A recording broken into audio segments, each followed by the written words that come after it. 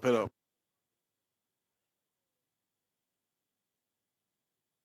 bueno, en nombre de Dios y la patria se abre la sesión. ¿Hay cuenta, secretaria? Sí, presidente. Ayer se recibió la respuesta del Banco Central al oficio con la consulta que usted había manifestado respecto de su opinión acerca del artículo 92 ter propuesto por las indicaciones del Ejecutivo. Se toma conocimiento y lo Y se discutiremos envió a en los su senadores. oportunidad. ¿Eso más? Ya. Retomamos entonces la discusión sobre el proyecto de cumplimiento tributario que nos ha convocado los últimos días y nos va a seguir convocando los próximos días. La idea es tratar de votarlo el día miércoles en la sala, efecto para el cual nosotros debemos intentar tenerlo despachado el día lunes para que la Secretaría pueda hacer el informe en los términos que acostumbra la Secretaría, o sea, en forma bien completa para su debida comprensión. Dicho eso, y antes de ver los pendientes, la Secretaría quiere explicarnos cuál es la redacción que se habría acordado respecto de lo que discutimos ayer en torno a la situación que ocurre cuando el director de impuestos internos para estos efectos deja su cargo. Digamos que había una frase que respecto que estaba todavía en veremos. Secretaria. Presidente, el Ejecutivo hizo llegar, conforme a lo comprometido, una redacción alternativa para el inciso tercero, que se refiere a la compensación, que tienen los senadores junto con sus comparados. Y entonces la propuesta es que quede de la siguiente manera. De la compensación a que se refiere el inciso anterior, se deducirán los montos que correspondan a los ingresos que mensualmente perciba el personal señalado en el inciso primero por la prestación de servicios que se encuentre habilitado a realizar, esto es, respecto de labores académicas o la prestación de servicios a organismos internacionales, en cuanto excedan el 25% del precitado promedio de la remuneración bruta mensual. Y aquí viene lo que agregan, salvo en la parte correspondiente a servicios iniciados con anterioridad al cese en el cargo, de conformidad con lo establecido en el inciso segundo del artículo 40 de la presente ley. Claro, ojalá que no aumente el número de clases, digamos, la víspera. Pero eso suponemos sí, eso sería una ilusión. Que viera la ilusión, para que se que... Ya, pero ¿les parece ese fue lo que habíamos acordado para darle Se aprobaría entonces un debido tratamiento a lo que pensamos, que siempre que aquí yo quiero hacer una pequeña explicación a aquellas personas que han estado en cargo de fiscalización en distintos ámbitos, en este caso impuestos internos, pero una regla más bien general, donde se le exige una suerte de carencia por un periodo determinado, que haya una parte de ese periodo, que son 3 meses, que pueda recibir una parte también de su remuneración. La idea es manteniendo lo que se percibía de algo que sí era compatible, que era básicamente los temas académicos, digamos, dar clases a las 12 horas, y eso que no genere ninguna alteración que podría ser indebida. Entonces, secretaria, lo aprobamos, perdón. Esto es solo senador. Para el director del Servicio de Impuestos Internos que cesa en su cargo y los subdirectores. ¿No? Sí, eso está efectivamente planteado así porque la ley específica, no sé si el día de mañana podremos modificar las otras, pero ese es un poquito el marco. Ya. Aprobado, perdón, lo aprobamos. Aprobado. Subsecretaria, vamos a continuar en la discusión. Usted entiendo que tiene una propuesta respecto de los temas que podemos abordar durante esta sesión, o intentar abordar por lo menos. Por supuesto, presidente, por su intermedio, además aprovechar de saludar a los senadores. Nosotros proponemos continuar con una indicación que se refiere al artículo 2, que es Ley de Impuesto a la Renta, el artículo 41G, que es control de rentas pasivas, que tiene... 41G. El 41G, que es el 35H y que está en la página 257 del comparado. Y es la página 257 del comparado. Eso. Y después sugerimos continuar con la indicación que se refiere a la ley del IVA, que es el artículo 3, y que están están desde la página 281 en adelante el comparado. Ya, de ahí, lo hemos conversado anteriormente, Sí. vamos a incluir más de las 6 indicaciones que tienen que verse, vamos a incluir la discusión de la ley 8, el 8 letra M y el 16, que son parte de la discusión. Entonces, si les parece, Ya. trataríamos de avanzar en esa línea, avancemos lo más que podemos porque el presidente tiene razón, a las 11 y el 16, porque el presidente tiene que dirigir la sesión del IPOM, digamos, entonces tenemos que ser cuidadosos. Vamos entonces con el impuesto a la renta, el artículo segundo de la ley de impuesto a la renta, que es la indicación 41G. Le ofrezco la palabra, no sé si es subsecretaria, página 157, 257 al 259.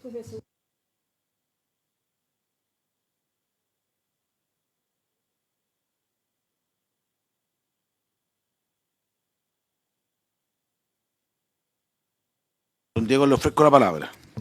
Gracias, presidente. Sí, la indicación 35H tiene 3 numerales que están todos relacionados respecto a esto. Lo que hace es modifica el concepto de que se considera como parte relacionada para la aplicación de esta norma.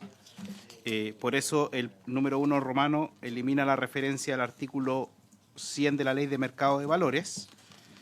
El numeral 2 hace un ajuste por coherencia normativa respecto de reemplazar la frase baja o nula tributación por régimen fiscal preferencial, que es el nombre correcto. Y, digamos, el cambio, relevante de la indicación es el que está en el numeral 3, página 259, que señala que para efectos del presente artículo se entiende como personas o entidades relacionadas la del señalada en el número 17 del artículo 8 del Código Tributario, que es la norma actual vigente de partes relacionadas. Y lo que se acordó en la mesa de asesores es establecer presunciones, 2 presunciones en caso de relación que admita expresamente prueba en contrario, respecto de que se presume como relacionados al cónyuge, conviviente civil o parientes, ascendientes o descendientes hasta el 2º grado de consanguinidad, y una segunda presunción que es en el caso de parientes hasta el 2º grado de consanguinidad, en la línea, digamos, colateral, siempre y cuando participen en la misma entidad o patrimonio, es decir, cuando la inversión se realiza a través del mismo vehículo de inversión. Y estas presunciones tienen que estar fundadas en la existencia de algunos de los supuestos contenidos en el párrafo 2 del párrafo segundo del número 2 de esta letra. Para que se entienda, eso a lo que se refiere es cuando el párrafo 2 está en la página 258, que dice que parte también se considerarán entidades controladas, y dice cuando contribuyente, entidad o patrimonio constituido, domiciliado, establecido, residente en Chile, puedan elegir o hacer elegir la mayoría de los directores o administradores o posean facultades unilaterales para modificar los estatutos. Entonces, ¿qué es lo que estamos diciendo? Que se considera como parte relacionada a las personas que están indicadas señaladas en esta indicación, el cónyuge, ascendiente, descendiente y hasta el 2º grado de consanguinidad, siempre y cuando además, en definitiva, haya un vínculo en la administración. Es decir, cuando yo conjuntamente con, por ejemplo, mis hijos, puedo nombrar a la mayoría de los directores, puedo elegir o hacer que se elijan, o puedo modificar unilateralmente los estatutos. Es decir, cuando yo conjuntamente con miembros de mi familia, al final del día controlo la entidad pasiva. Con ese supuesto se consideran relacionados y por lo tanto hace aplicable la norma. Lo que se discutió mucho en la mesa de asesores era no poner una norma de relación a rajatabla, sino que poner una presunción que le permita a los contribuyentes que consideren que tienen razones y fundamentos para aun cuando estar invirtiendo en un mismo vehículo como miembros de una familia, no existen razones, o sea, manejan sus operaciones de forma independiente. En la medida que ellos tengan esa posibilidad, pueden, en definitiva, no se les aplica este artículo. Eso, presidente. Okay. Antes de seguir, yo quiero hacer una petición formal. Nosotros, tal como ustedes tienen asesores múltiples, digamos, y es legítimo, yo quiero pedir que los asesores nuestros puedan sentarse aquí al lado para ir explicándonos, porque es muy difícil, digamos, si no hay problema. Así que Sí, porque en general, porque es muy difícil si no... Así que tú, si tú quieres, también te sientas ahí. No sé. A ver, ofrezco la palabra. A ver, quiero entender bien por qué este cambio. Yo sé que esto fue discutido en la mesa técnica, no es una cosa... Yo tengo dudas, reconozco, respecto de... ¿Por qué tiene que haber una presunción respecto de, de esto? ¿Por qué no? Uno, claro, uno puede partir de la base que puede haber escenarios en donde es lo mismo, pero hay otros escenarios donde no es lo mismo. Si los padres no son lo mismo que los hijos, y respecto de los... porque son parientes ascendientes o descendientes hasta el segundo grado de consanguinidad. Eso supone el segundo grado de consanguinidad para estos efectos. El primer supuesto incluye Hasta nieto. Porque no me calza por qué tiene que haber una presunción más allá que se pueda... Sí, pues nieto. Segundo grado de consanguinidad, bajo y para arriba, abuelo, nieto.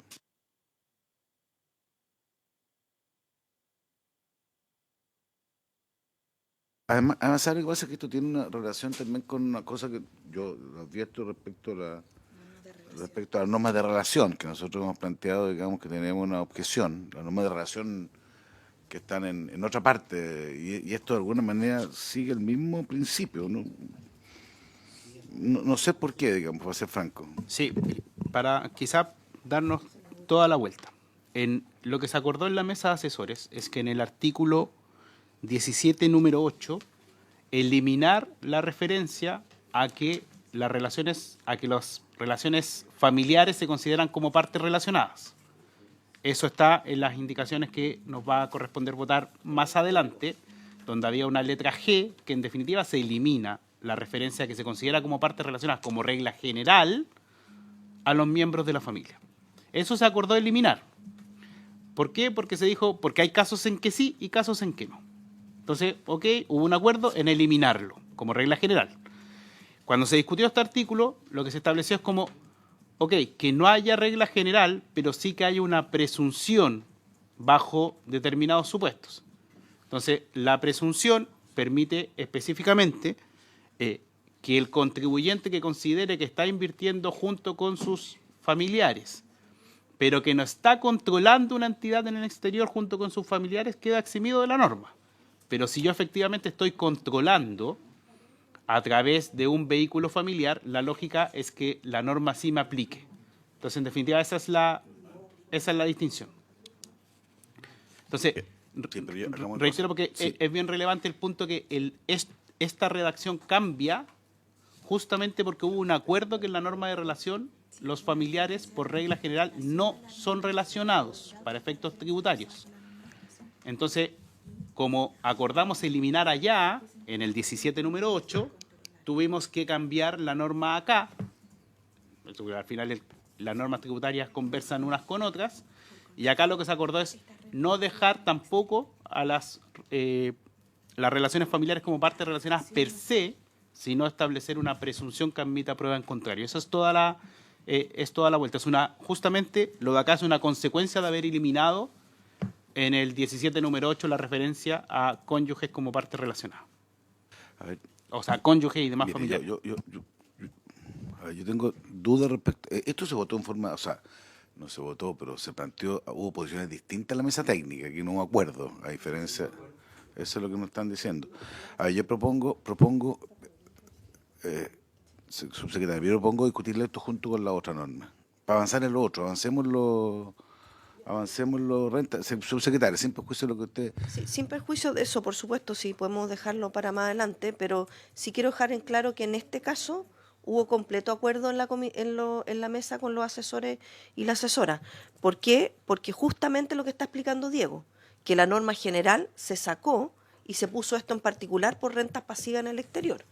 Entonces creo que eso para que porque así fue la discusión. Entonces, donde efectivamente hay diferencias y que entendemos van a quedar para el último día de discusión, es lo que se refiere en el Código Tributario, la norma de relación, que es la número 8, que está en el comparado en el 15H. Pero está vinculado.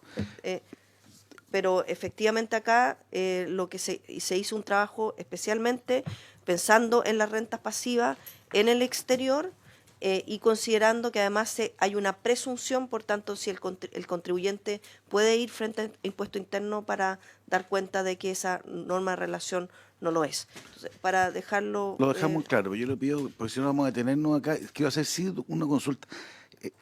Ascendiente o descendiente hasta el segundo grado con sanguinidad, usted dice que es padres, abuelos y nietos, segundo grado, ¿eso es?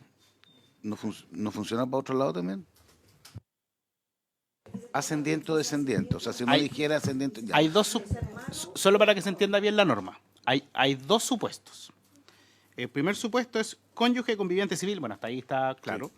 Y luego dice parientes, parte diciendo parientes, ascendientes o descendientes, o sea, estamos hablando en línea vertical. Vertical, no horizontal. Hasta el segundo grado, por lo tanto estamos hablando de abuelo, padre, nieto, o madre, abuela, madre, nieto. Ya. Luego, para que se entienda, para que se entienda completamente la norma, luego hay una segunda presunción que pone una condición adicional. Dice que también se consideran como partes relacionadas los parientes hasta el segundo grado de consanguinidad, que estamos hablando los hermanos, estamos hablando aquí en la línea horizontal. Pero aquí hay un requisito adicional, que es que solo siempre y cuando estén invirtiendo a través del mismo vehículo. Es decir, que sean socios de la misma sociedad, de la misma compañía. Entonces, es un requisito cuando es en la línea vertical y es otro requisito adicional cuando es en la línea horizontal. Lo digo porque para no confundir la conversación. Y además de eso hay que tener un vínculo, o sea, ser capaz, o sea, en definitiva el servicio funda esta presunción en que en definitiva yo con los otros miembros de la familia al final del día ejerzo control en la entidad. ¿Por control para estos efectos? El control está en el párrafo segundo 58, en la página 258, que es que puedan elegir o hacer elegir a la mayoría de los directores o administradores de la sociedad, o posean facultades unilaterales para modificar los estatutos o para cambiar o remover a la mayoría de los directores o administradores. Ya, bueno, y después dice, y aquellas entidades que estén bajo el control de una entidad controlada directo o indirectamente por los contribuyentes, entidades o patrimonios constituidos, domiciliados, establecidos o residentes en Chile. En definitiva, es cuando yo tengo la facultad de, junto con mis partes relacionadas, ejercer la administración de la compañía o modificar los estatutos de la compañía. Eso es lo que usualmente se entiende como hipótesis de control. Entonces, yo estoy tomando una hipótesis de relación familiar sumada a una hipótesis de control patrimonial, entiéndase, ejercer administración, y con esos dos supuestos construyo una presunción que de todas formas el contribuyente puede desvirtuar con los antecedentes que considere pertinente. Esa es la construcción de la norma. Ok.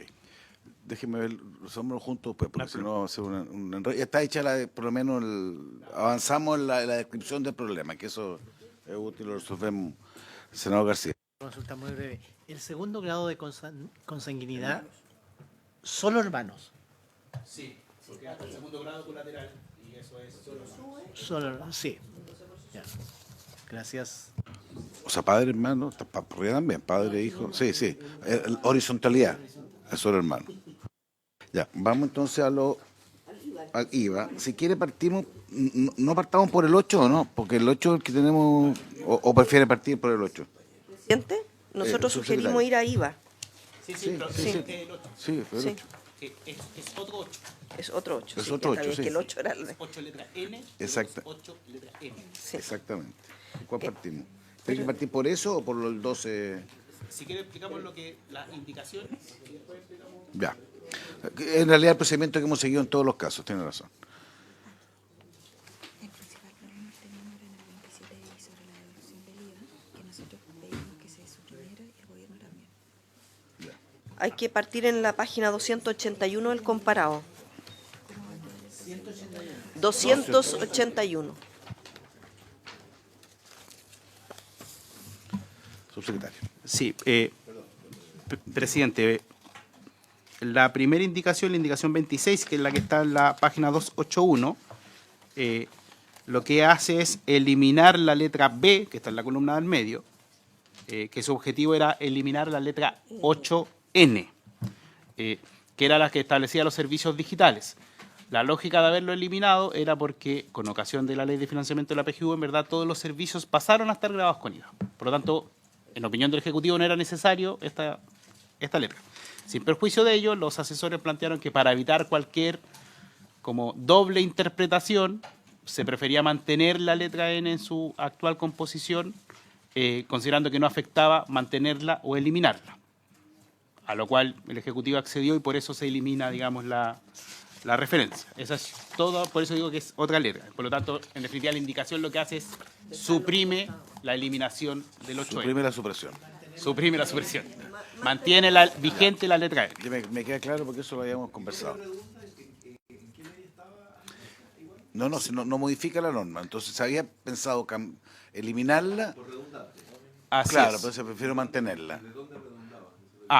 Senador, por su intermedio, presidente, lo que ocurre es que la ley de financiamiento de la PGU grabó todos los servicios Claro, con IVA. claro. Entonces, como consecuencia de eso, en verdad, no se necesita el 8N, porque el 8N graba un servicio especial, que son los servicios digitales. Entonces, uno puede interpretar que es innecesario, porque ya están grabados con IVA. Pero los asesores, en su mayoría, dijeron, mira, se podrían dar interpretación, a lo mejor se genera incerteza, ¿por qué no lo dejamos ahí? Entonces fue como, ok, no daña. Si le parece, lo aprobaríamos en esos términos para ir avanzando. Lo aprobamos. Vamos a la siguiente. 288. Vamos a volver después sobre la M y el 16, ya, ojo, recordemos. Sí, la 27 es un cambio meramente formal, presidente. Hay un error en la indicación que dice aquellas grabadas por la aplicación de la letra A del inciso cuarto del artículo cuarto, pero no existe esa letra A. Entonces se cambia por inciso final. Es exclusivamente esa... Claro, está al final de la 288, página 288, sí. 27. Página Y es un- 288 es un- al final, pero es un ajuste de exactamente, texto por es un un error ajuste de texto. en la indicación. Lo aprobaríamos entonces para ajustar el texto. Vamos al otro. 305. No, yo creo que es 290, ¿no? Tengo la... 305 la página, ¿no? Sí, que hay una en la 290, que es la 28. La 28, ya esta norma es... ¿Por qué no estaba aquí? ¿Dónde? Que es algo que se discutió, digamos que en definitiva, con ocasión de la exención, o sea, de eliminar la exención de los bienes bajo los $41, y se establece un sistema especial para bienes de ingreso, para bienes de hasta $500, que tienen un sistema especial de ingreso y de IVA de pago de IVA simplificado cuando yo compro en el Hagamos una exterior. cosa, ¿por qué no explica? Ya, Porque voy a es explicar mejor explicar el cambio que se origen. produjo, claro, el origen para que Sí. quede... El origen de la norma lo que hace es constituye un nuevo hecho grabado de IVA que corresponde a cuando yo compro bienes en el exterior a través de una plataforma o directamente en una página de internet de una empresa, siempre y cuando el vendedor es un no domiciliado. Por ejemplo, yo compro a través de una plataforma, lo más usual, bienes a través de internet a un no domiciliado en Chile. Y siempre y cuando, por ejemplo, senador, y luego, y además, quien compra no es un sujeto de IVA. Esto es bien importante. O sea, yo no soy comerciante, porque si yo soy comerciante, la norma ya lo regula, lo que corresponde es que yo emito una factura de compra, y por esa vía se captura el IVA de la operación. Entonces, en verdad, compras que hacen las personas normalmente en plataformas internacionales a no domiciliados. Todas esas operaciones pasan a estar grabadas con IVA. Actualmente las que estaban bajo $41 estaban exentas. Este sistema especial es por compras de bienes de hasta $500. Y por tanto, el ajuste que tiene esta indicación es equiparar que los bienes que ingresen hasta $500 también están liberados de aranceles aduaneros. ¿Por qué estamos haciendo esto? Porque si no crearíamos distintas calidades de bienes. Los bienes entre 0 y $41 estarían grabados con IVA y exentos de aranceles aduaneros. Los de $41 hasta los 500 estarían grabados con IVA y grabados con aranceles aduaneros, lo que implicaría una traba en el ingreso rápido de estos paquetes. Entonces, para hacer las normas conversar entre todas, lo que se hace es subir el monto de $41 de la exención de aranceles a $500. Esto no genera mayor gasto fiscal porque la mayoría de los bienes, así es, hasta los $500 quedan grabados con IVA, pero exentos de aranceles, y de esa forma todo lo que ingresa bajo este nuevo hecho grabado va a entrar por una vía más rápida, agilizando el ingreso de los bienes que son adquiridos a través de esta plataforma. Ese es el sentido de esta indicación.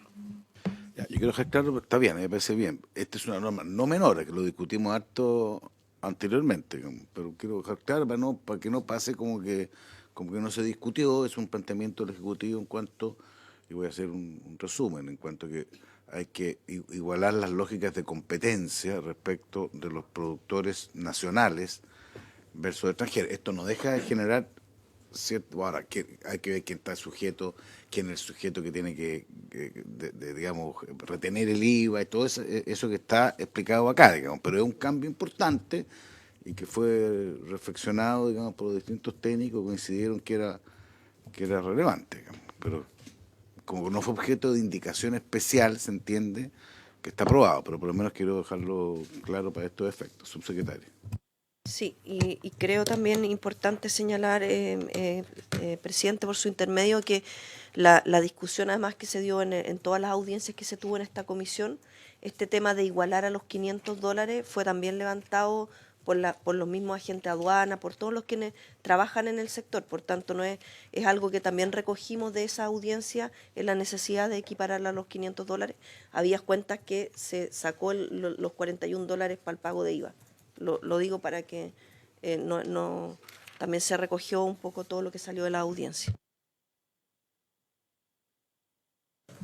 Senador Cruz-Coque.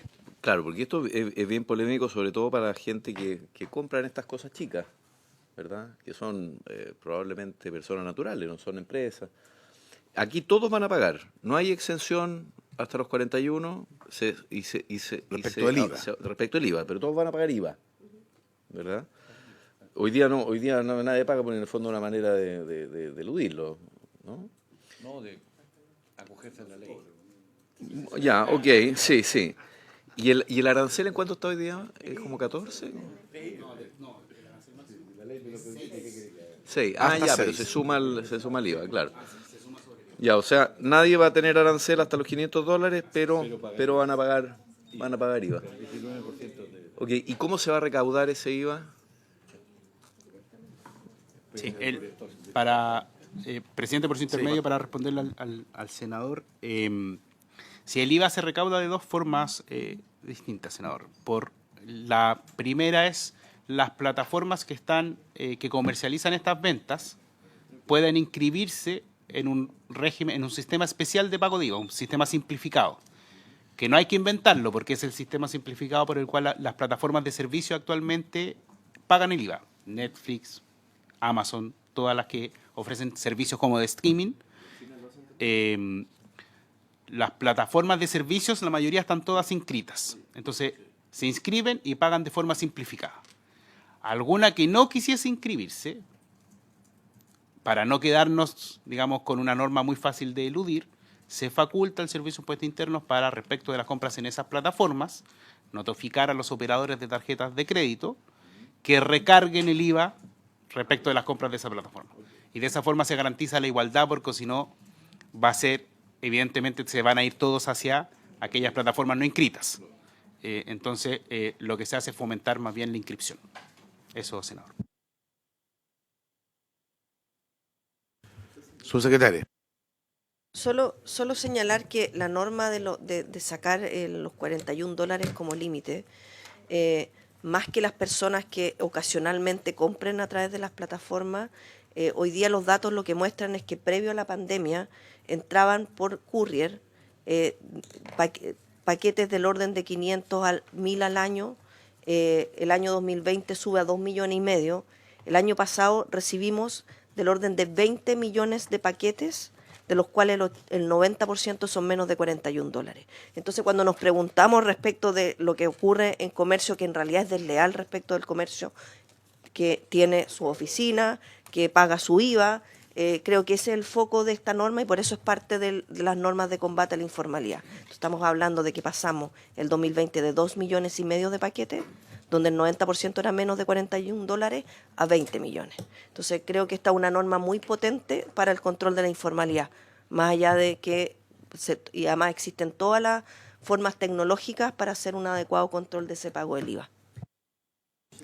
Ese es el cálculo que hemos planteado en la discusión. ¿Subsecretaria? Sí, la estimación que se tiene son como del orden de 40 millones de dólares. Sí, eso lo discutimos, me acuerdo, cuando vinieron a exponer. No parece una cantidad muy grande, ¿eh? No parece yo creo que va a ser bastante más, pero también eso puede generar unos reordenamientos del sector. Eso se le espera, queremos un comercio justo. Si eso es lo que está detrás de esto, digamos, particularmente para el productor nacional, que tiene que estar dispuesto a competir con el extranjero, si el mundo es así. Lo que pasa es que lo que es legítimo es que tenga las mismas condiciones. Es lo único que se está... Sí. Más de 20. Yo en la aduana pregunté el otro día, me dijeron que eran más de 20. El año pasado fueron 20. Ah.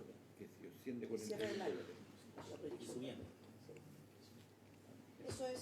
Ya, si les parece, son 28. Presidenta, a continuación es la indicación 29, página 305 del comparado.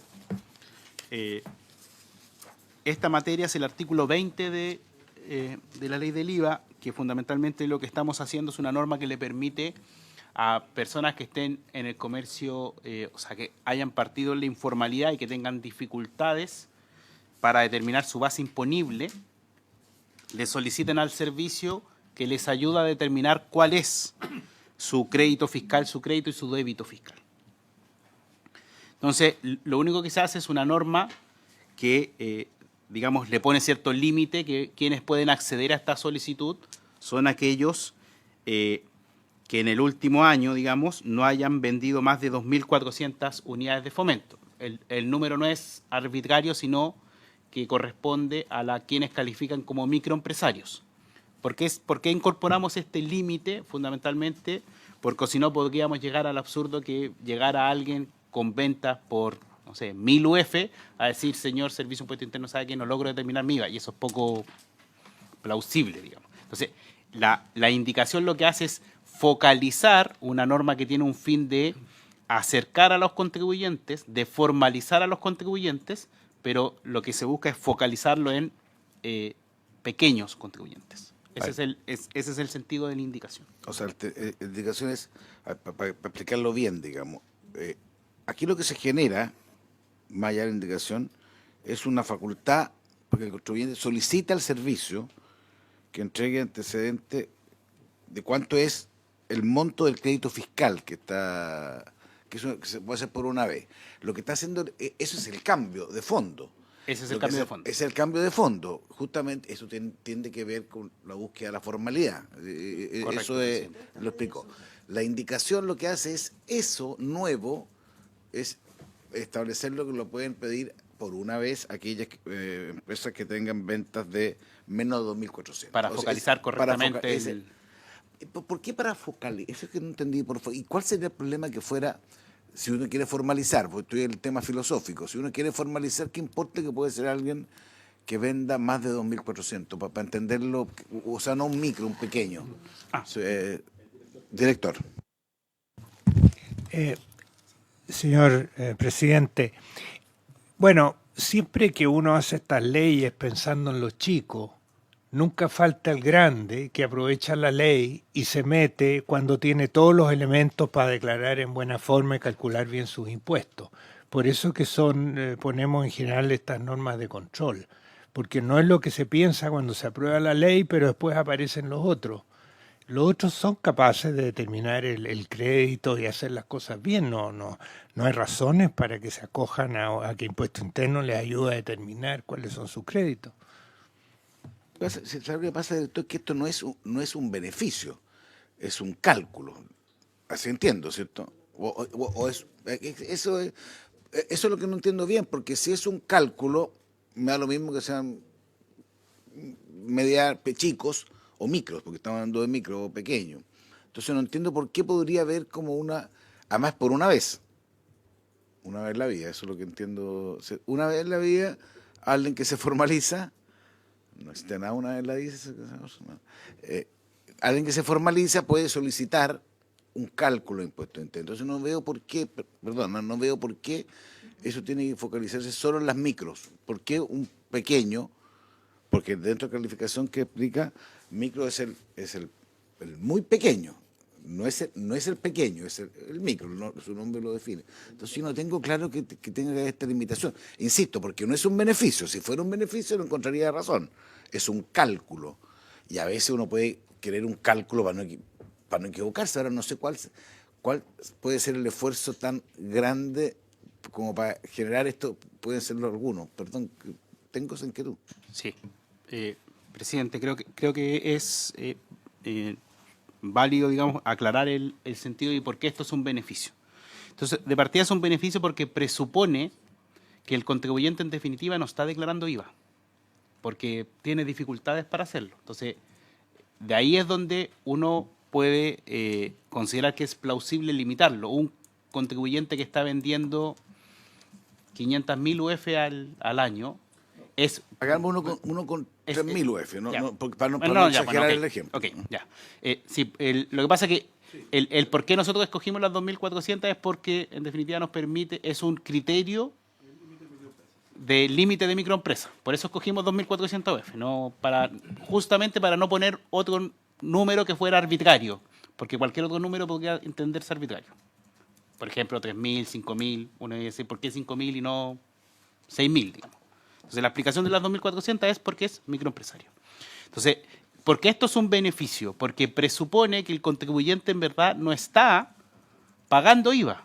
Entonces, se acerca al Servicio de Impuesto Interno, le dice, mire, yo no estoy pagando porque en verdad no entiendo cómo está funcionando la dinámica, cómo funciona la dinámica. Ayúdeme, enséñeme.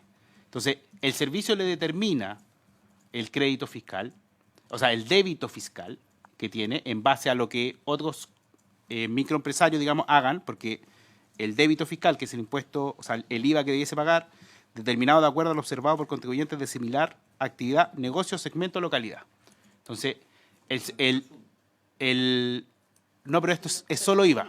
O sea, lo que hace el servicio es decir, mire, si usted comercializa zapatos, yo voy a buscar otros comercializadores de zapatos que tengan igual nivel de venta o parecido nivel de venta de ustedes y voy a ver cuánto es su débito fiscal. A eso usted le va a restar todo el crédito que tenga, o sea, todas las facturas que usted haya pedido. Y eso le va a dar un impuesto a pagar.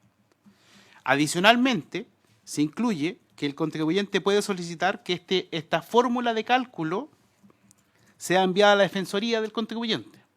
¿Por qué a la Defensoría? Porque, en definitiva, cuando el contribuyente, digamos, podría confiar más que la Defensoría valide que los criterios que ocupó el servicio están dentro de los rangos que parezcan plausibles. Entonces, es un beneficio porque presupone que el contribuyente en verdad está en una situación de no pago de IVA y en vez del servicio liquidarle y calcularle el IVA y sancionarlo y obligarlo a pagar todo el IVA por todos los meses anteriores, lo que hace es, esta es su fórmula, de aquí para adelante funcione bien. Entonces es relevante, justamente como dice el director, limitarlo, porque si no podría llegar un contribuyente enorme a ocupar esta fórmula y por lo tanto podríamos estar dando un espacio que no queremos dar. Ese es el sentido de la limitación. Póngale que no sea porque el pequeño es de 2.500 a 25.000, ¿cierto? Para hacer otro. Es lo que no entiendo, don Diego, lo que no entiendo es dónde está el beneficio. Yo lo que entiendo es que es un cálculo que hace impuestos internos, no es al ojo. O sea, si alguien, me quiero explicar, si alguien que vende 10.000, para hacer un ejemplo, y pide esto, digamos, porque está partiendo, pide... no es que impuestos internos vaya a decir al ojo, mira, entiendo yo, a menos que entienda mal, mira, yo creo que tenéis que pagar IVA por tanto. No, impuestos internos hace un cálculo, supongo, ¿cierto? Y dice, mira, a ti te corresponde X. Entonces no sé si no lo está eximiendo, ni le está rebajando, le está fijando. Entonces no puedo entender por qué se entiende que es un beneficio. Eso es lo que me pasa, don Javier. Presidente, más o menos la mitad de la recaudación en Chile es el IVA. El IVA es de beneficio fiscal y la verdad es que Impuesto Interno está entrenado para alguien que vende sin IVA, aplicarle todas las sanciones que permite la ley, a alguien que vende con IVA pero no paga el IVA cuando corresponde, también es durísimo. Y así funciona el sistema. Entonces, acá se ha puesto algo especial cuando son contribuyentes chicos, que Impuesto Interno, en vez de sancionarlo, les va a ayudar a hacer un cálculo estimativo por una vez para que se incorporen al sistema. Pero no queremos que empresas grandes que no han pagado el IVA de repente se disfracen de chicos y digan, oiga, ¿por qué no me ayuda? Mire, yo no sabía. Sí. Presidente, solo para aclarar, el beneficio es la no sanción. Es la no sanción, ese es el beneficio. Eso ya es distinto. Es que ese es el beneficio. Es que, por eso, lo había explicado más en función de un por eso cálculo. por eso mi explicación... No le veía ningún problema al cálculo. Si usted me dice que la norma modificada supone una no sanción, es distinto. Es que, claro, por eso explicaba la vez anterior que esto presupone que el contribuyente no está pagando IVA por los meses anteriores. Entonces, lo que hace el servicio es verdad, le hace un cálculo y le dice, mire, váyase por este camino de aquí hacia adelante. Por eso es por una vez. Ese es el sentido de que sea por una vez. Pero claro, implica una no sanción por lo que ocurrió hacia atrás. Ahí ve usted cuando uno explica bien. Cuando uno explica bien, se entiende bien. Lo que pasa es que yo lo que no entendía es cuál de era la el explicación beneficio original era un cálculo, no un beneficio. Pero si efectivamente ese cálculo va asociado respecto a una no sanción, encuentro que es razonable limitarlo a un... Yo por lo menos en eso, si le parece, senador García. Una consulta. ¿Qué debemos entender por una sola vez? ¿Una sola vez en la vida del contribuyente? Como el matrimonio. O sea, te puedes casar otra vez y otra vez y otra vez. El único matrimonio es el primero. El primer matrimonio es el primer matrimonio, claro. El segundo es el segundo. Estamos viendo qué es lo que es una vez en la vida. Esa es la pregunta específica. Subsecretaria. Sí, bueno, la razón del monto ya se explicó, pero también la de única vez, porque aquí entendemos que estamos, nuevamente, hay medidas para combatir la informalidad y otras que tienen que ver con cómo apoyamos la formalización de los más chicos. Esto uno lo puede ver más bien desde el lado positivo más que del impunitivo. Entonces estamos diciendo, mire, sabe que soy un comercio chico que nunca he pagado IVA y por desconocimiento, que además es mucho de lo que nos plantean algunos pymes pequeños, que parte del problema es el desconocimiento. Entonces se puso los 2.400 como límite y se pone por una única vez porque se entiende que yo el desconocimiento lo tendré solo una única vez. Y para poder apoyarlos, por una única vez se les apoya en cómo declarar el IVA y hacia adelante se entiende que ya aprendió y por tanto la razón del desconocimiento deja de ser válida. Esa es la razón por una única vez. Y que de partida fue algo que también se planteó.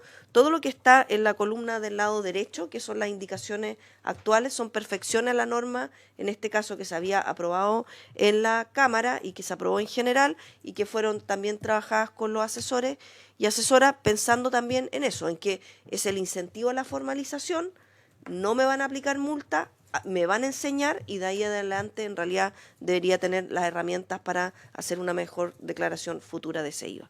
Ya, yo creo que ahí la explicación está correcta y para mí la clave era la no sanción, porque si no, no veía ningún objetivo de tener que no se extendiera a los mayores. Sí, pero no, pero claro, que en el fondo es que eso es importante, porque en el fondo eso supone que se condonan los intereses y multas que pudo haber generado el no pago de IVA. Ya que ve que ahí se entiende todo. Ya, si le parece, lo aprobaríamos.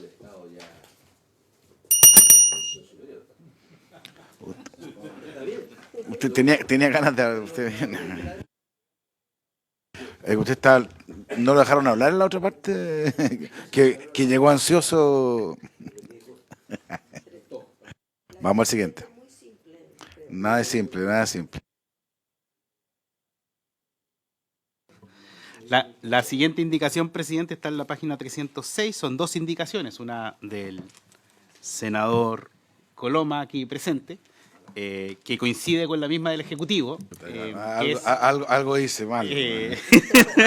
Coincidimos con el Senado, ¿no? El acuerdo de la mesa de asesores es suprimir, digamos, las modificaciones al artículo 27 bis. Esa es la indicación. Lo hemos discutido por harto el tanto, 27 bis para estos efectos. No merece más explicación, yo creo. ¿Se le parece para avanzar? Aprobado. Cuando hay coincidencia es más fácil. ¿Va? ¿Vamos al cual otro?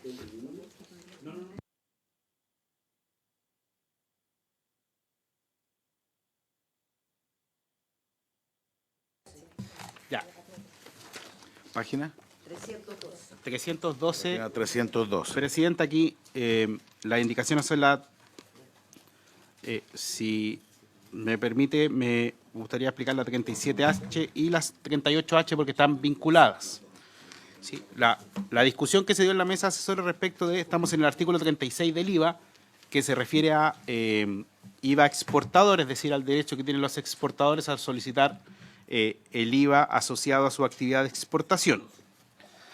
De la revisión que hizo el Ejecutivo junto con el Servicio de Impuestos Internos y a partir también de los comentarios de la mesa de asesores era que los cambios que estaban como norma permanente en el texto aprobado por la Cámara fueran trasladados a normas que gatillaran la posibilidad de que el servicio realizara una fiscalización especial. Es decir, en vez de ponerlo como norma general,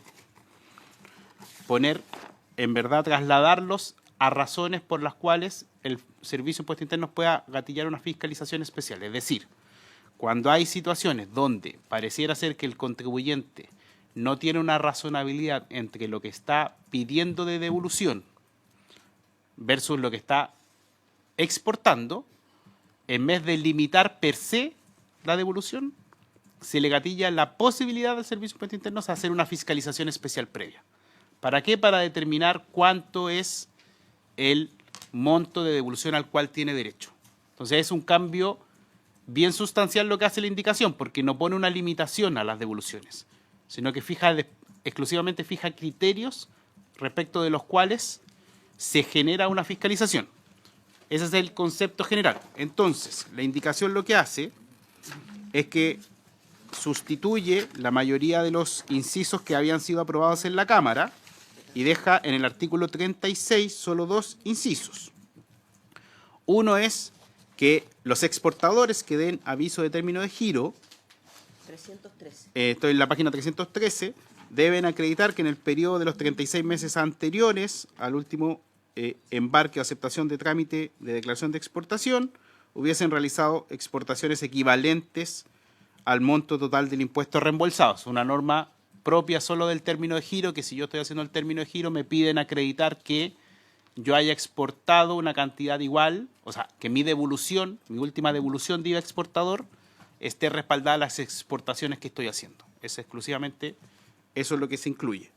El segundo inciso, en verdad, es una norma que aclara una situación en pos de favorecer al contribuyente. ¿A qué me refiero? Es que hay situaciones donde los exportadores pueden solicitar una autorización de devolución anticipada antes de hacer la exportación.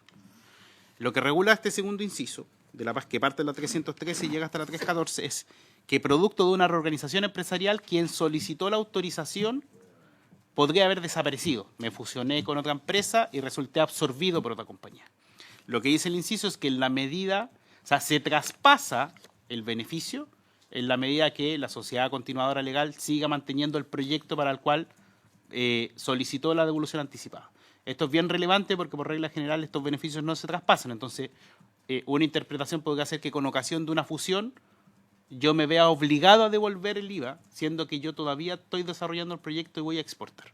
Entonces, es una norma que aclara un beneficio hacia el contribuyente.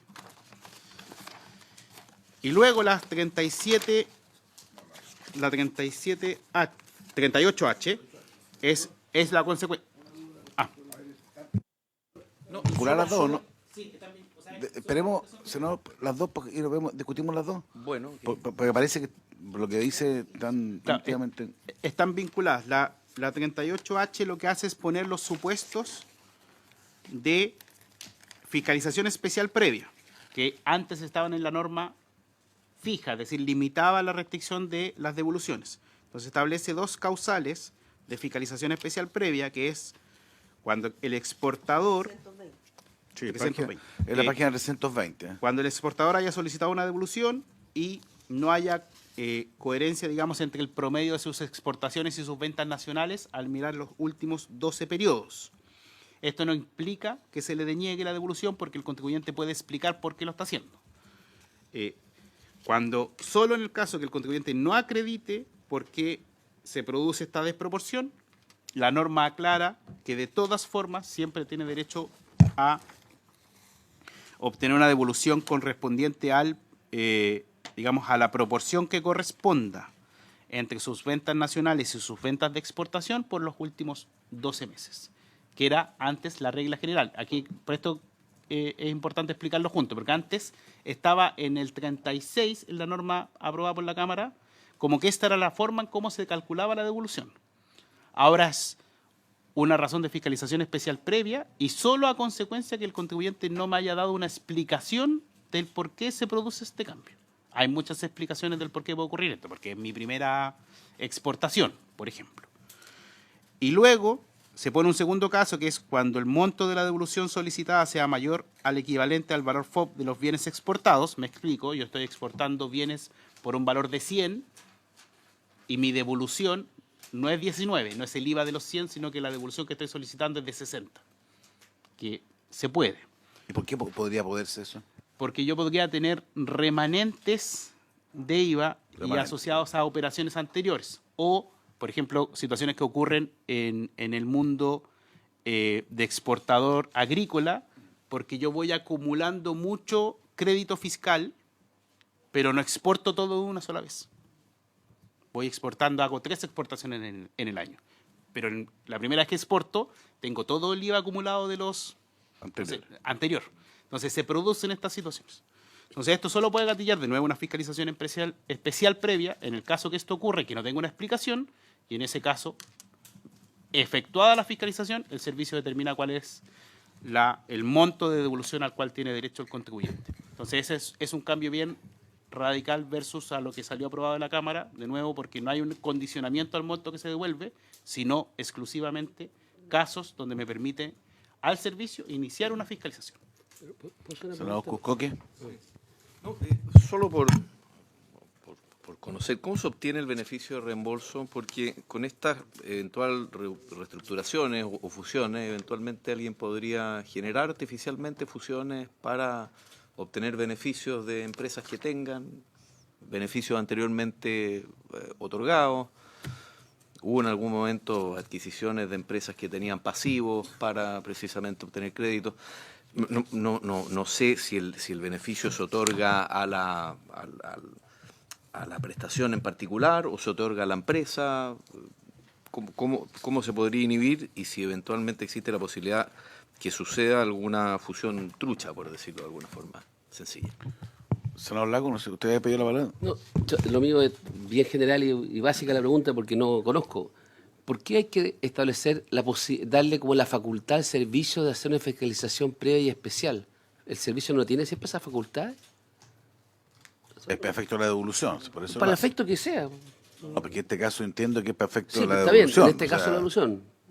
O sea, siempre la puede hacer. Lo que pasa es que en caso de la devolución es razonable que tenga No, pero aquí determinadas circunstancias. es como que estamos legislando para darle como la facultad especialmente. Entonces, mi pregunta es, ¿no tiene esas facultades el Servicio de Impuestos Internos? Pero que hay que leer el artículo completo, porque esto nace del derecho a recuperar. Por eso hago la pregunta, pero no me encapotera. Sería que sea importante respecto a la pregunta es explicar la actual situación, porque una cosa es la referencia a la Cámara, pero es que si está es mejor referirse a la situación de hoy, digamos, para ver cuál es el cambio.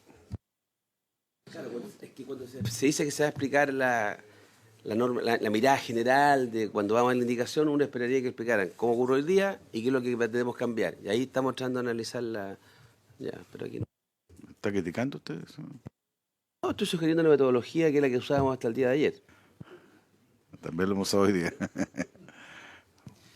Gracias, presidente. Sí. Senador. Respecto de la primera consulta del senador Cruzcoque, a ver, no se debiese dar una situación de abuso, porque en definitiva esto es al revés. Yo solicito una devolución anticipada de IVA exportador porque estoy desarrollando un proyecto de gran envergadura. En definitiva, como me están ayudando, y el fisco dice, ok, usted va a exportar a futuro, yo le voy a devolver como anticipadamente ese IVA, condicionado a que usted exporte. Entonces, claro, con ocasión de una reorganización empresarial yo me podría fusionar con otra empresa, pero está condicionado a que la exportación se produzca. Si la exportación no se produce, el que me absorbió va a estar él obligado a devolverme el IVA. Entonces, no hay una situación de posible abuso. Sí. Sobre lo segundo, las dudas del senador Lagos respecto del procedimiento, hay dos puntos. Primero, entender que acá las devoluciones ocurren en un periodo muy corto. La norma actual dispone que en 48 horas se gatilla la devolución, es decir, el servicio tiene 2 días para establecer si hace o no una fiscalización especial previa. Así funciona. ¿Por qué era necesario estas dos normas? Porque lo que no estaba regulado era cuál es la consecuencia de la fiscalización en estos casos. Entonces, si es que no había proporción entre lo que yo estaba solicitando y lo que estoy exportando, la norma no era clara, no le decía al servicio qué es lo que tiene que hacer. Y por lo tanto la consecuencia lógica es, bueno, tiene que denegar toda la devolución.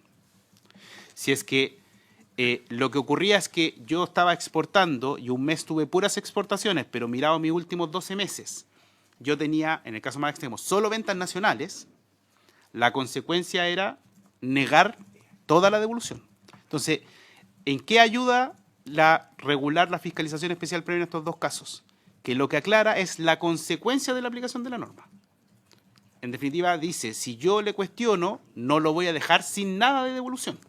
Le voy a calcular una proporción o voy a estimar el porcentaje. Entonces, fija más claramente cuáles son las condiciones y cuáles son las consecuencias de una fiscalización. Una lógica Y binaria, que era todo nada. que era todo nada, pasamos a una norma más clarificada.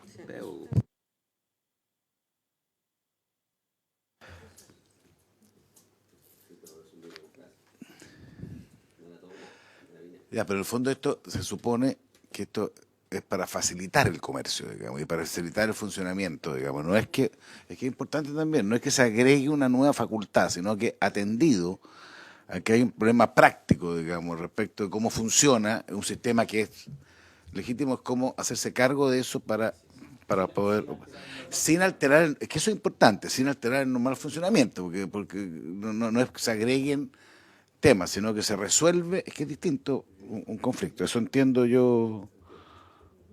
Senador, ¿te le parece o no? ¿Sí? ¿Quedó satisfecho con la respuesta? Ya. ¿En votación? ¿Aprobaríamos las dos normas? ¿Ah? ¿Aprobado entonces por 5-0? O sea, eso lo entiendo yo, que precisamente es una forma de facilitar, es que es importante esto, no es un tema de sumar facultades, es un tema de facilitar cumplimientos y derechos. Eso es lo que entendí de explicar. No, porque además es que esto tiene que ver con la capacidad de recuperar impuestos. El artículo 36 es la capacidad de recuperar impuestos, no es otro, digamos. ¿Okay? Ya. Aprobado.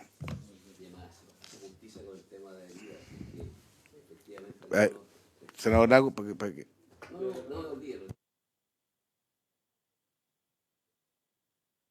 A la devolución, al no ser el todo nada, lo que hace también es que se aplique la norma como corresponde, que la proporción efectivamente del IVA que le corresponde que le devuelvan y no como está establecido hoy día, que al final podía ser nada, porque no había relación. O todo. Entonces, Perdón, una pregunta técnica que me acordara. Respecto del tema de la proporción, porque se habla respecto o por ejemplo, respecto del promedio anterior, ¿hay un criterio del impuesto interno respecto a qué es lo que es un promedio anterior, si está un tanto por ciento? Ya, pero ahí puede ser un 0,1 de 12 meses o tienen algún criterio un poco más, no sé, lo pregunto. Porque si alguien se pasa, te da 4, y si alguien te pide 401, ¿eso lo gatilla o hay un...? Claro, eso es el... Cuando dice ya, el promedio lo vamos a sacar de los 12 meses, que debe dar un guarismo. Va a dar un guarismo, va a dar un... Va a dar 4. Eso, eso ¿contra qué es contrapuesto para saber si es que se aplica o no? ¿Contra la venta? ¿Contra cómo opera eso? Ya no sé, bueno. Esa es la pregunta, ¿no? Sí, eso es. ¿Ah? Tiene la palabra el abogado.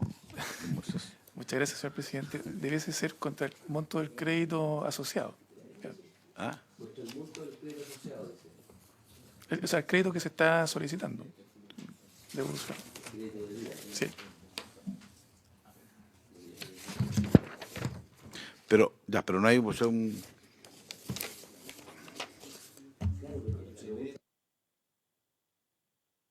No, es que la pregunta era, que dice, el procedimiento señalado de este artículo será especialmente aplicable en las siguientes situaciones, o sea, la fiscalización, en aquellos casos en que la proporción que representan las exportaciones, la devolución, sea es que esa es la palabra que ahora muerde, dice notoriamente superior.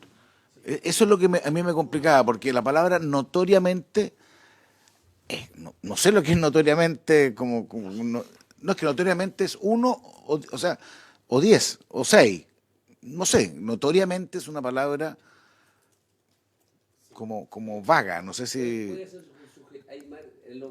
En los bordes subjetivos, por eso es lo que estoy preguntando, si hay un criterio de impuestos internos, si respecto... No es si tienen un criterio respecto a qué es lo que es notorio, sino nada más para que nadie diga después en virtud de esto... No sé si don Javier... Lo iremos desarrollando, señor presidente.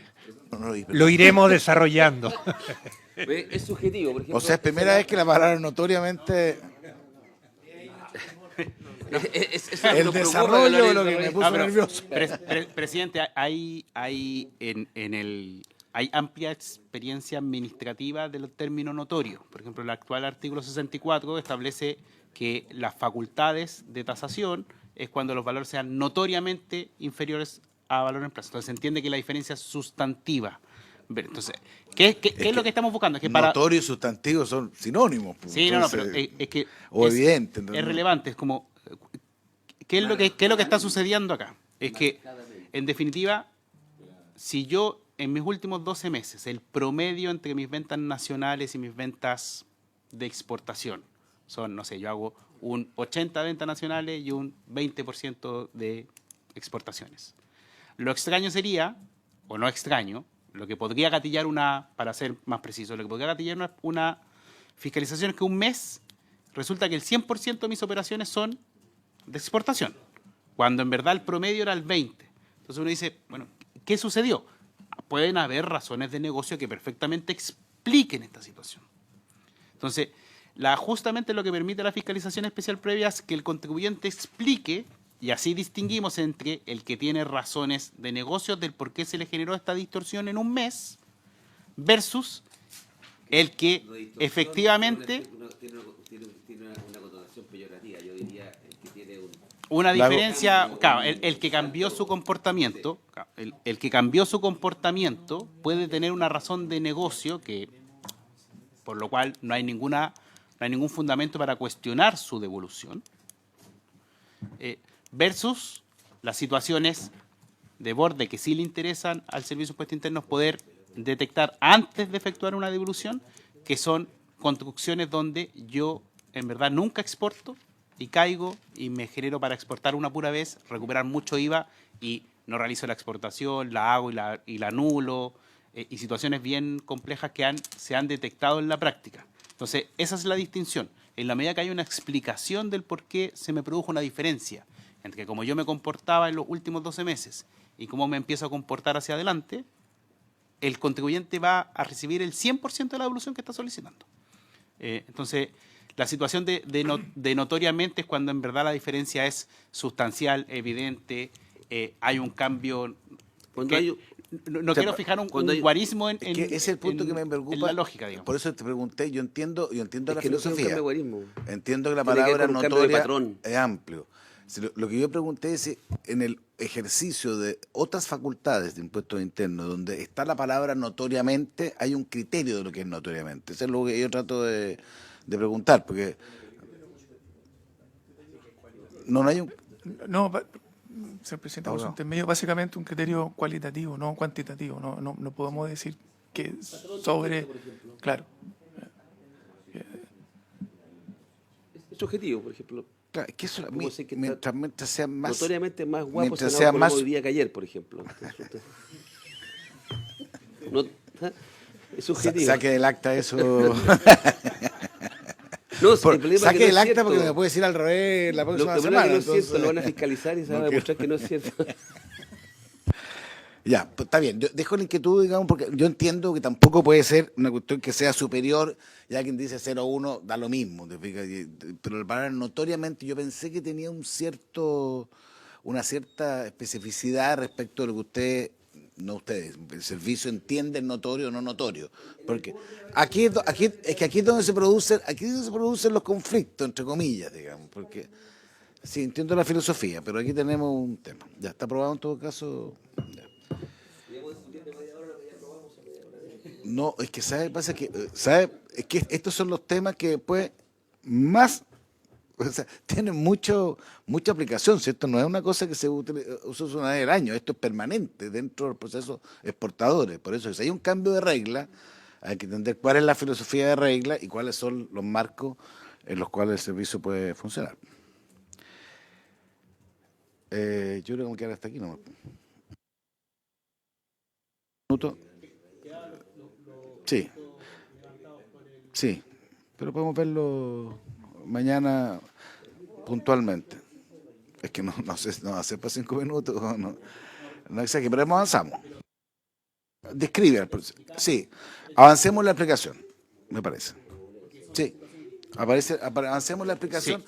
Juntemos todo para... Sí, la inquietud, digamos, planteada por el presidente, para que se entienda, es la indicación, o sea, es el texto aprobado por la Cámara, porque no es sujeto de indicación, pero que lo vamos a discutir, 279. Parte en la 278, pero es la 279 que incorpora una letra 8M. Entonces parte en la 278, pero es 279 y... Respecto a la segunda columna, 200 eso es importante. y 280. Así es, la columna de al medio. 279. Vamos a describir el problema después. Entonces, ¿qué es lo que hizo acá el proyecto de ley? Lo que está creando en la práctica es una norma especial antielusión, ¿sí? En dos supuestos, que son supuestos donde, en definitiva, página 279, en la columna de al medio. No, a ver, lo que ocurre en esta materia... Eso que acordamos en esta ese materia, y el 16 verlo... No también. hubo acuerdo en la mesa de asesores para que quede respaldo, pero no fue objeto de indicación ni del Ejecutivo ni de ningún senador. Pero había un acuerdo de discutirlo y someterlo a votación en cumplimiento de lo que señala el protocolo. Entonces, ¿en qué consiste? Establece una norma especial antielusiva en materia de IVA, es decir, cuando yo hago operaciones con el único objetivo de evitar el pago de IVA en la enajenación de inmuebles. Ese es el punto central de la norma especial. Se ponen dos supuestos. El primer supuesto es cuando yo tengo una sociedad que es propietaria de un inmueble, respecto del cual, cuando yo lo adquirí, tuve acceso al crédito fiscal. Es decir, yo lo compré con IVA y ese IVA para mí se transformó en un crédito. Es decir, utilicé el crédito fiscal. Luego, yo quiero vender ese inmueble, pero en vez de, si yo lo vendo a través de la sociedad, como soporté el crédito al inicio, cuando lo compré, cuando lo vendo, esa operación está grabada con IVA. Hasta ahí, esa es la condición normal. ¿Qué sucede o qué ha sucedido en la práctica? Y por eso uno se pasa de norma general a norma especial cuando algo empieza a suceder de forma reiterada. Que si yo divido la sociedad y le asigno a la sociedad naciente de la división el inmueble, y acto seguido la sociedad naciente de la división vende el inmueble, esa venta pasa a estar exenta de IVA. Porque por efecto solo de la división se entiende que cuando adquirió el inmueble lo adquirió sin IVA. Entonces yo evito el hecho gravado por la única consecuencia de haberme dividido. Entonces, lo que hace el primer inciso es que cuando dice que con ocasión de una reorganización empresarial, el objetivo de dicha reorganización haya sido evitar el pago del impuesto, del IVA, en ese caso y previa citación del contribuyente, en definitiva, yo puedo decir, no, esta operación pasa a estar grabada con IVA aun cuando en un inicio estaba exenta. ¿Qué tengo que considerar para eso? La temporalidad de las operaciones, el hecho de si la empresa que subsiste, es decir, la empresa resultante de la división, está grabada o no, o realiza o no operaciones grabadas con IVA, y si el inmueble está o no destinado al giro. En definitiva, la norma, ¿qué es lo que busca? Es evitar un comportamiento donde ayer el inmueble estaba dentro de una sociedad, mañana está en una sociedad distinta resultante de la división y pasado mañana se vende. ¿Por qué? Porque en definitiva lo que hay ahí es un supuesto que el servicio pueda cuestionar, que el único sentido de la división no fue una razón de negocio. Yo no hice una distribución distinta de mis operaciones. Yo solo hice una división, aislé un inmueble para después venderlo. ¿Para qué? Para evitarme el IVA. Entonces, es una norma especial que, de nuevo, son normas que serían atacables por la norma general, pero por lo que las legislaciones hacen es que cuando una operación se empieza a reiterar, se crea una norma especial. Entonces, lo que esto busca es ocupar una norma especial por este caso. Y el segundo caso... ¿Cuál fue la contraargumentación ahí para tenerlo claro? Usted mismo sea relator para estos efectos. Sí puede. El cuestionamiento que se hace es en definitiva, siempre tiene que ver con cuáles son los bordes, cuáles son los criterios de cómo el servicio, en definitiva, estima que la reorganización se hizo o no con un sentido de evitar o eludir el pago del IVA. Entonces uno empieza a discutir, digamos, los criterios. Para nosotros los criterios fundamentales son la temporalidad. No es lo mismo si yo adquirí, si la división se hace, por poner un ejemplo claro, el 2024 y la venta ocurrió el 2025, a que si la división ocurrió en marzo y la venta la hice en abril. O sea, la temporalidad aquí explica mucho. Y está definida la temporalidad, está definida en esos criterios. Dice que el problema era ese. Dice que un criterio es, para tales efectos se deberán considerar las circunstancias particulares de la operación y sus efectos tributarios, tales como la temporalidad entre las operaciones, entendida desde que dividí a cuando vendí. El hecho de que la empresa que se crea o subsiste se encuentra sujeta o no a las normas del título. Es decir, no es lo mismo si la sociedad resultante de la división es un contribuyente de IVA o no. En la mayoría de los casos que se quieren atacar, es que la sociedad originaria es un contribuyente de IVA y la que nace de la división es un contribuyente exento de IVA, una sociedad de inversiones.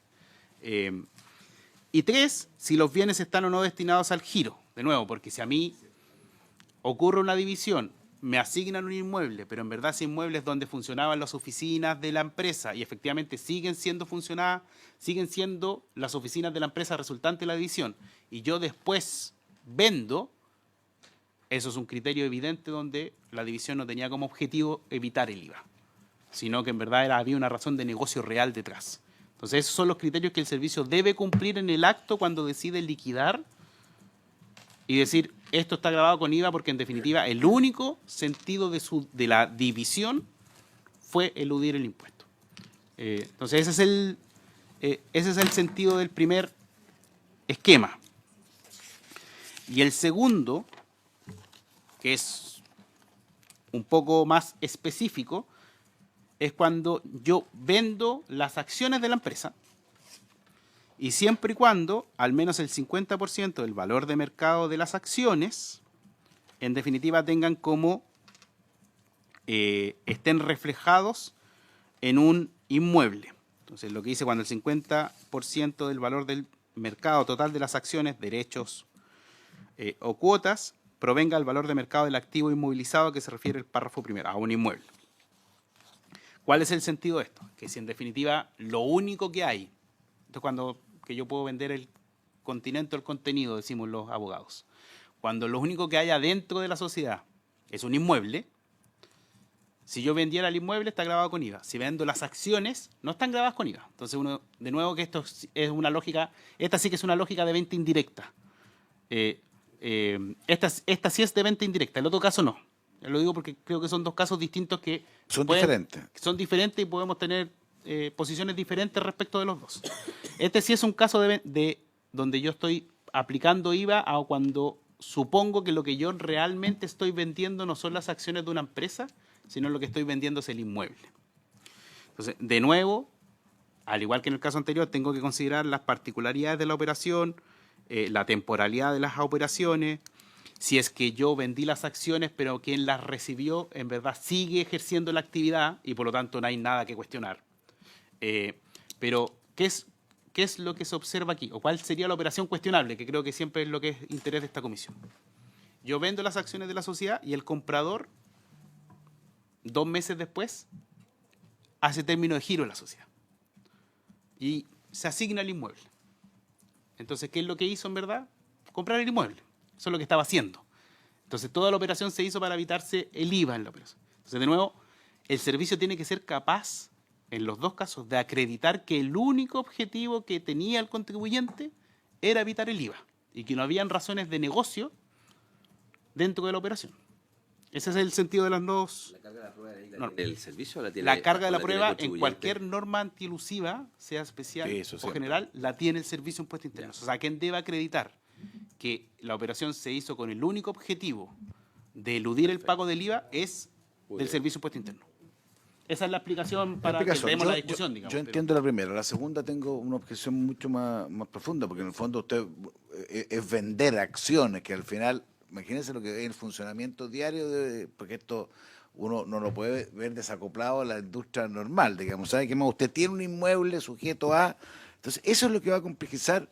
Distinto es decir, mire, quien adquiera por esta vía no podrá, o sea, cuando hay un término de giro podrá hacerse algo, es distinto de eventualmente colocar en la mira una operación de venta de acciones, digamos, en función, habría que entrar allá a la segunda derivada de si hay inmuebles, si hay inmuebles, hay algunos sujetos al tema del IVA. Eso es lo que yo creo que es la objeción más de fondo, pero lo vamos a ver en la primera hora.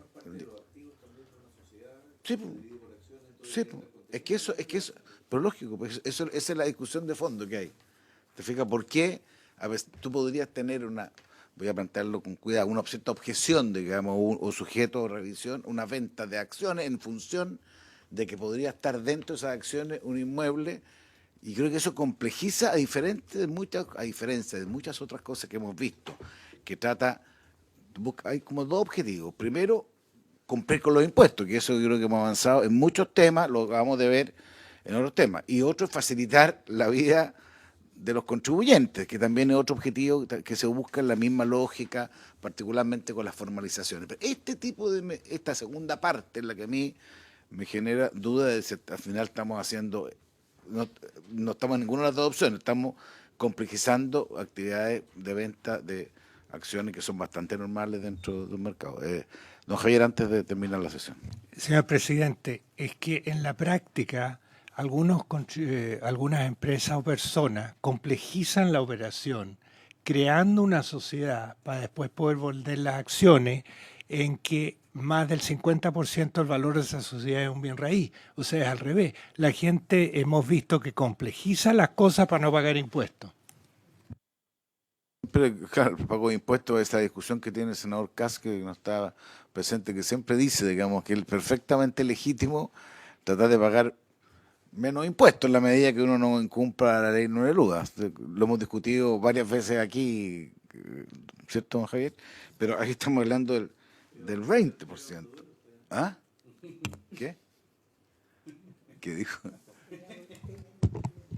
No, es que lo hemos discutido específicamente en este punto, senador, por eso que lo hago referencia, porque esta es una discusión, no de ahora, una discusión, o sea, dedicamos una audiencia completa a este tema, ese es el punto, digamos, respecto de lo que se puede hacer o no se puede hacer. Ya, pero lo vamos a resolver, pero esa es la objeción, está planteada la litis, uno diría en términos jurídicos, vamos a tener que resolverla, particularmente respecto de esa segunda parte, por haberse cumplido el objeto de la sesión y porque está empezando la sesión del IPOM, se levanta la sesión.